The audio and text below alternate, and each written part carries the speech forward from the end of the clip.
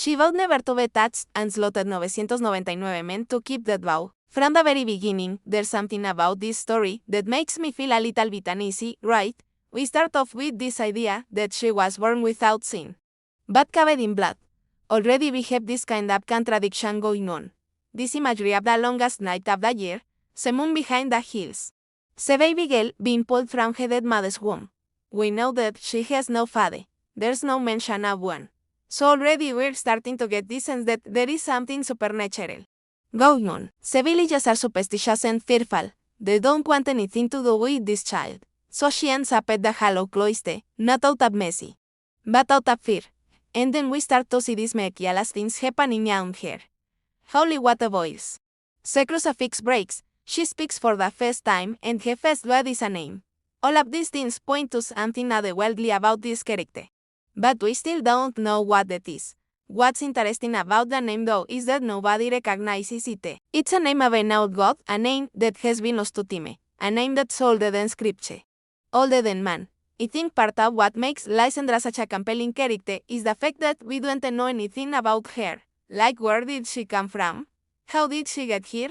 Why is she here? These are all questions that a lot of people have about themselves, right? We don't really know where we came from, we don't know why we're here. And so it is easy for us to identify with this character because we know that there are things that we simply do not know, right? There are things about our lives, about ourselves that we simply do not know. So growing up in this environment, always watching, never touching anything, never speaking to anyone, never having any kind of human contact, right? Being locked away, always in solitude, that's gonna make someone psychologically abnormal, right? She's not like a girl who grew up and blossomed. She grew up like a wound that refuses to close. The imagery here is the top decay of something that is broken and cannot be fixed. But then she is described as beautiful. And we can see how beauty is not seen as something good in this context. Beauty is terrifying. She is dangerous, she is cruel. The description of her is almost entirely negative. The only positive thing that we can take from it is that she is fascinating. She is like a moth to a flame.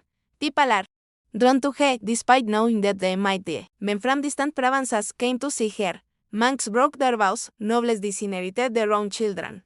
To me, this is reminiscent of Christ figures, right? People WHO go to them for help.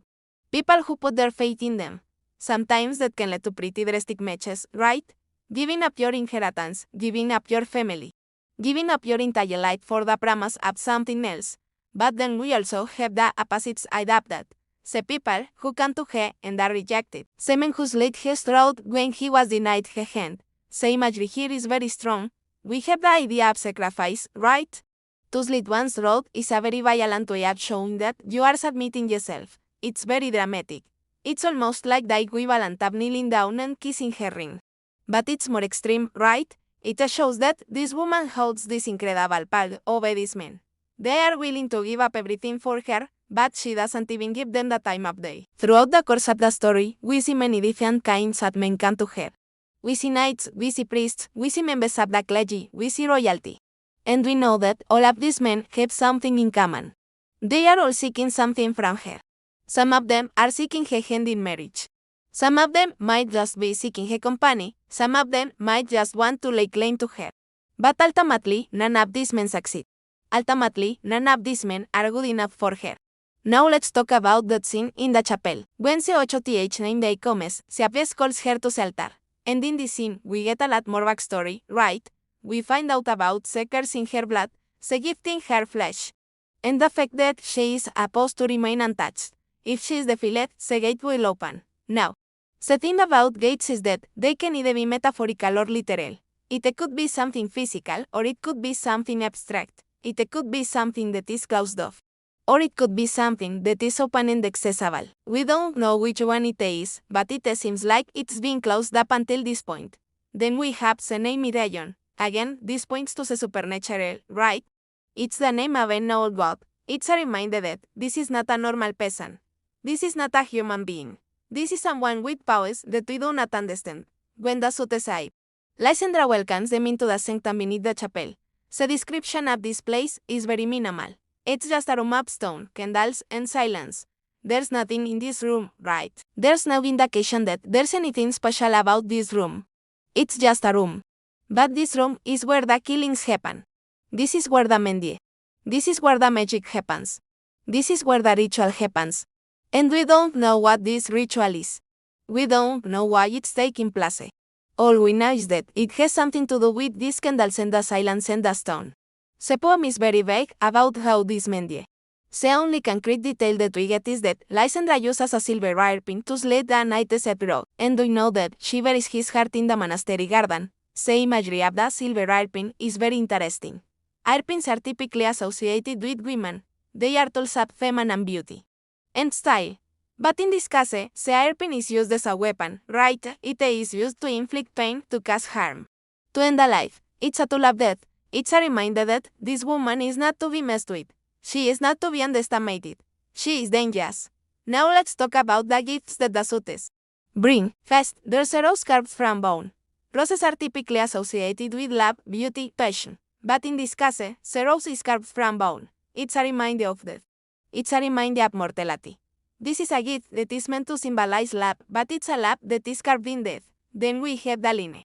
She looked at him and smiled for the first time in her life. This tells us a couple of things. It tells us that Lysandra is not capable of feeling emotions, right? She doesn't smile when she's happy. SHIDOSNT cry when she's sad. She doesn't feel anything. And the fact that she smiles for the first time in her life when she sees this gift tells us that this gift must be very special to her. Now, I want to talk about the unnamed man. The man who comes to her and she does not kill him, the one she desires. Up until this point, every single man that has come to her has met the same fate. They have all been killed. They have all been sacrificed. But this man is different. We don't know why she doesn't kill him. Maybe he's related to her somehow. Maybe he's her brother. Maybe he's her cousin. We don't know. But the fact that she doesn't kill him tells us that he must be important, right? It must be important for her to not kill him. Then we have Celine, and the gate began to stay. This could be interpreted in a number of ways. The gate could be staying because it senses danger. Right, it could be staying because it knows that this man is important, that he is connected to Lysandra in some way. Or it could just be staying because it knows that its time is coming, right? It knows that eventually it will have to open, eventually it will have to let something in or let something out. There's a lot of symbolism in this story, and a lot of it has to do with light and dark. We have the longest night of the year. We have the moon shrinking like a dynamite. We have candles that are constantly burning. We have the idea of darkness and the absence of light. All of these things play into the idea of sacrifice, right? The absence of light brings about sacrifice. In the end, the story leaves us with a lot of questions. We still don't know who Lysandra is. We still don't know why she's there. We still don't know what the gate is. But what we do know is that something is coming, something is happening, and whatever it is, it's gonna be big. Thank you for watching. This is a story of Lysandra and the Thousand Man. Lysandra was called the gate, so no one ever learned his name. It didn't matter. She knew it. No one else did. That was important. No retinue, no horse, no sword. It came on a night when the snow fell thick as a shadow sleeping between tombstones. And knocked on the monastery gate 3 times. Not once, not twice, but 3. 3 was forbidden, 1 for God, 1 for man, 1 for the devil. The dead always brought what was buried. Lysandra had the knocks and draws. No one knocked 3 times. It was a rule older than scripture, but rules were made to be broken, and she was the breaker of men. She opened the gate.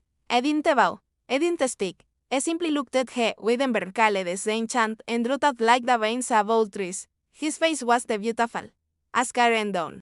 His cheek, his lower lip bore old stitch marks. His hands were cold as stone. "Who are you?" Lysandra asked, her voice like a candle cracking in the wind. No one said. But he had come. No one knew how he entered. The gate was locked. The guard stood watch. But by dawn, he sat in the courtyard, hands resting quietly on his knees, gazing at the blind Beijing statue. None of the sisters dared approach. One tried. She turned to stone where she stood and shattered into dust. They found the shards in the morning, swept them up, brushed off their habits, and continued their prayers. No one spoke of what had happened. Some nights, memes clung like cobwebs. Others slipped away like smoke. This one lingered. It twisted down the edges of prayer. It poisoned the key towers. It echoed in the night. Lysandra descended to see. Crept beneath the chapel where she had killed 999 men who desired her. There, she opened a book bound in human flesh. The one that bore the names of the fallen, each marked with blood and final breath. She tried to write his. The ink turned to blood, then to smoke, then nothing. The book rejected him. And so did she. Yet, for the first time in her life, Lysandra felt fear. Not for her life, but for something unwritten. Stayed 3 nights. Didn't eat. Didn't sleep, didn't speak. On the fourth, she resolved to kill him. It was the hatred. It was necessity. Discipline. She had slain men weeping, laughing, begging, boasting, princes. Priests and thieves. Each had entered her sanctum. Each had died. This one would too. She entered his room. He was asleep, breath steady like a deep underground river. She approached quietly. The consecrated blade in hand. A sliver of moonlight gleamed on its edge. She pressed the blade to his throat. He opened his eyes. No fear, no struggle, just recognition. Kill me, I whispered, as you be killed Hades, but you will not be yourself afterward. He placed his hand on her wrist, not gripping, not trembling, just feeling. And Lysandra stepped back. She didn't understand. She'd carved hearts from chests whilst a dying sun. She'd severed heads as bells rang above. She'd never flinched. He wasn't beautiful. He didn't tempt, but something in him felt like a memory she hadn't yet lived. I spoke to her then of a world before this one, of God's WHO walked among men and demons that craved mortal touch. And in his gaze, she saw remnants of all those lips, their joy and sorrow, their love and loss, their hopes and fears. And slowly, like waters up into stone, she felt the ice on her heart begin to melt. But he told her also of a curse laid upon his bloodline. A punishment for daring to love a god. His king had fled, scattered across the earth, hiding in plain sight, their blood a secret fire burning beneath their skin. And should that blood be spilled, the gate would open once more, spilling darkness into the world.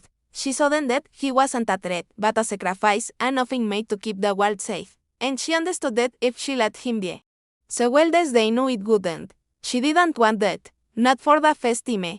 Her hands shook, the blade slipped from her grasp and clattered to the floor. The moonlight vanished from his throat. The silence stretched heavy and thick as lead. And they whispered, you do not need to fear me. Nor do you need to love me. But if you do not kill me now, there will be no saving the abuse. She met his gaze, the embedded pulling her in, threatening to drown her. Fear warred with fascination, instinct with beginning empathy. She wanted to run, to scream, to hide. But something kept her rooted to the spot. In the depths of his eyes, she saw not a monster, but a man. A man who had loved and lost. WHO had fought and bled. WHO had lived and would die, and in that moment she made a choice. She wouldn't save the world. She would save him. She knelt beside him, tears streaming down her face, and cradled his head in her lap. I'm sorry, she whispered, her voice hoarse with emotion. I'm so sorry. I looked up at her, surprise flicking across his features. Why? I asked, his voice raspy, unused. Because, she whispered, you're not a monster. You're just a man. And in that moment, she knew she had made the right choice. From that night forward, she didn't try again. I began to speak not of her or desire, or fate, but of stories. Stories older than time. Of a woman bent alive for abusing a king. Of a cursed bloodline that said, preserve your purity and the gate shall remain closed. Break it and the world will bend. Lysandra asked him, what are you? He smiled sadly. Strangely, and 1,000. You were never meant to love me, but Lysandra did love him, and she knew then that he was the reason for the gate. Not as a monster, but as a man. She felt drawn to him, to his sadness, to his pain, to his stories. She wanted to help him to ease his suffering, to be by his side. She didn't know why. She didn't need to. All she knew was that she loved him and that was enough. One day, as they sat in the garden, watching the sunrise over the mountains, he turned to her and said, I am dying. My time is short. I must go now. She reached out to him, her fingers brushing his arm. He flinched slightly, then looked at her, his eyes filled with gratitude. Thank you, I whispered, for saving me. She shook her head, tears welling up in her eyes. No, you saved me. You showed me what it meant to be human, to feel, to love. Though you, my soul, smiled sadly. No, you owe me nothing. But if you wish to see me again, you must come with me. She stared at him, confused. How?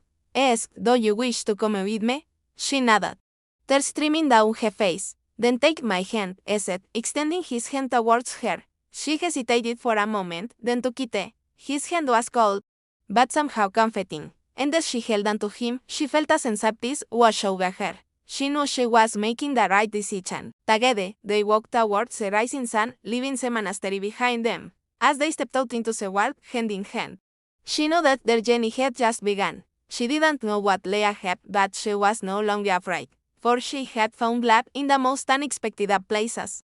In the eyes of a dying man who had loved and lost, but who had also shown her a meaning of life. And so the tale of Lysander and the 1,000 men became a legend. A story whispered on campfires and in the hushed tones about white tales. A reminder that sometimes the greatest monsters are just men. And the most unexpected heroes are those who seem the most flawed. Here is part 3. Staying faithful to the original style.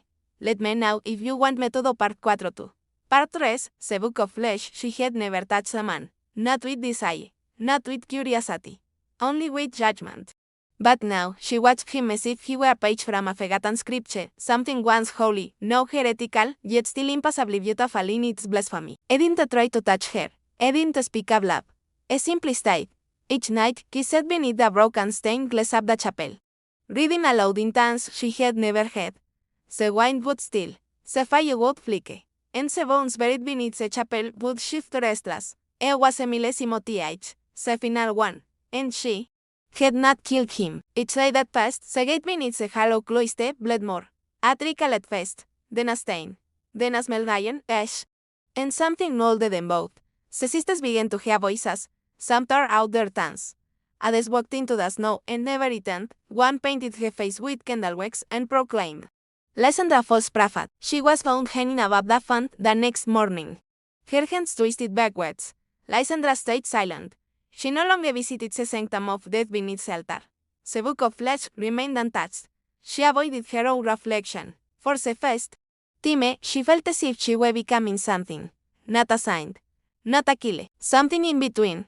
She began to dream. In one dream, she stood before a mirror that showed her nothing but him. In another, she watched herself cut out her own heart and place it in his hands. In the last, she saw the gate wide open, spilling light that was not light, but memory. A voice whispered, You have chosen.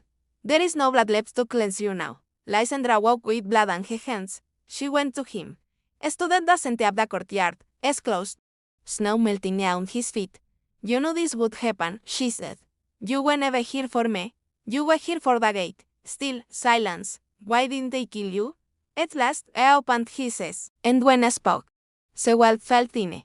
Because I am what you were waited for. Not to love, but to end. She stepped forward. Are you a man? I was. What are you now?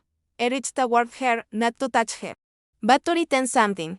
Something she had not realized had been missing. When a virgin kills to remain pure, the purity dies with the first drop of blood. You were never whole. You were only delaying. Lysander looked down. Her hands were shaking. The snow beneath her was red, though she had not bled. I whispered. You are the gate, not the key, not the guard. The gate itself, and in that moment, she remembered everything. She was not born. She was built. A vessel, a blade, a wall between worlds. The first 999 were sacrifices. Each man fed to the silence to keep the Hades idolact. And there was not the lestute. It was a festecho, the herald, the one sent not to claim her, but to awaken her. I beloved no one, she said, her voice raw. Not even myself. That is how the gate stays closed. But now, yes, a step closer. And now, you are human, the gate open. She kissed him at dawn, not out of lust, not out of rebellion, but because she finally believed she was human. His lips were cold like stone left in shadow for centuries, and yet, as they touched, warmth exploded through her. Not fire, not pledge, but collapse. The mountains howled. The depths outside the chapel died mid-flight and drained from the sky. The snow melted into black water. The gate had opened. Not slowly, not with mercy, but as if it had always been waiting for a kiss. Lysander fell to her knees. Blood streamed from her nose, her mouth, her eyes. Her spine bent rhythm is not her round of a well before flesh, before guts, before silence. And still I held her, the milty-eyed, not weeping, not trembling, but mourning. You should be killed me, I whispered. She looked up. I wanted to, I touched her face. But you didn't. The gate screamed. It wasn't a sound. It was a truth too large to fit in bone. The ground beneath the hollow cloister split, and from the crevice, light poured out blinding and drawn. Not heaven as a light. But the light of something that remembered what the world used to be when mortals were kettle and gods wore skin, and from that light they came, not demons, not angels, but remnant things left behind when the universe changed its mind. The first had no face, only mouths. The second webpage that turned into locusts. The third were the face of Lysandra Semade. Each knelt before her, not out of worship, but recognition. She was the gate. She was the one through which ending would enter the world. The man, se. Milty H stepped between her and them. You can still choose, he said. You can still shut it, but only one way. How? She rasped. You must kill me. No. While you still remember who you are. Lysandra trembled. Her hands had spilled oceans of blood.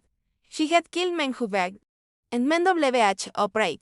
But this was the only one she hadn't wanted to destroy. A pressed ledger into her palm. The one she had used 999 times. If you let me. And it, her fingers closed around the hilt. The gate screamed loudly. Her heart beat stuttered. And then she plunged it into her own chest. Not him. Her. Because love was not refusal. It was end. As her blood soaked the snow. The remnant screamed. The gate cracked. Then split. Then shriveled into nothing like a mouth starved of words. I caught her before she fell. Held her as if I'd held her 1,000 times across lifetimes they never had. You weren't meant to die, I whispered. She smiled. But it was never meant to live. And with that, the gate was sealed. Forever. Epilogue. No one speaks of the hollow cloister anymore. The forest swallowed it. The snow forgot it. But sometimes, on nights when the wind screams in trees, Trebles claimed to see a woman in black, walking alone. She carries no blade, no book, only silence. And if you look closely, you see her chest bears a scar. And she smiles as if remembering the one thing more terrifying than death. And now, having reached the end of this tale, I have but one question for you. Do you believe in ghosts? If so, then by all means, share your own stories and legends down below. For even though we may never see each other in this life, perhaps, just perhaps, we might find ourselves sharing a drink in the next. As for me, I am done with stories for now and go to prepare for my own departure. For what is a storyteller, after all, but a vessel for tales? Destined one day to become a part of them, soon enough it will be my turn to walk the liminal spaces and to span the winds. And should you hear my voice carried on the breeze, do not be afraid. Just remember, the stories never really end. They only wait for the right lips to share them anew. And until we meet again, may you find solace in the echoes of days long past. Or perhaps, like me, you are already a part of them. Until we meet again. This woman has been guarding a gate for centuries. The gate is older than heaven and hell. It is said that only a virgin can open it. And she is the only one. WHO has remained pure. She has killed 999 men. Each man believed he was special. Each man thought he could open the gate. That they all died by her blade. You see, the gate is not just a portal to another dimension. It's also a prison. And the woman isn't just a guardian. She's also a killer. A beautiful, deadly woman with long flowing hair and eyes that pierce your soul. She is feared and respected by all who know her name. For many years, she has remained untouched, waiting for the day when she will finally be free. But until that day, she must remain a virgin and continue her eternal vigor.